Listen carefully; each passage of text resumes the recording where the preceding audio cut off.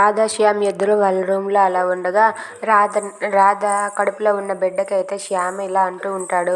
రే నాన్న, నీకు ఒక్కసారి ముద్దు పెట్టాలనుంది అని చెప్పి రాధ కడుపులో ఉన్న బిడ్డకి ముద్దు పెట్టడానికి కోసం అని చెప్పి శ్యామ్ అయితే ఇలా వెళ్తూ ఉంటాడు. అది చూసి రాధ అయితే శ్యామ్ సార్ ఆగండి అని చెప్పి అంటుంది.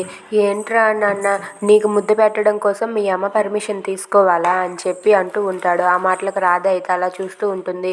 మీ అమ్మ పెద్దమ్మ కోసం నిన్ను నన్ను వదిలేసి అనాథలుగా వదిలేసి వెళ్ళిపోతుందిరా అని చెప్పి అంటాడు. ఆ మాటలు విన్న రాధ అయితే ఒక్కసారిగా షాక్ అయ్యి ఏడుస్తూ బాధపడుతూ ఉంటుంది. అవునరా, నిన్ను కన్నాక మన ఇద్దరిని ఒంటరిగా వదిలేసి అనాథలు చేసి వెళ్ళిపోతుంది అని చెప్పి అంటాడు. ఆ మాటలు విన్న రాధ అయితే అలా అనకండి శ్యామ్ సార్ అని చెప్పి అంటూ ఉంటుంది.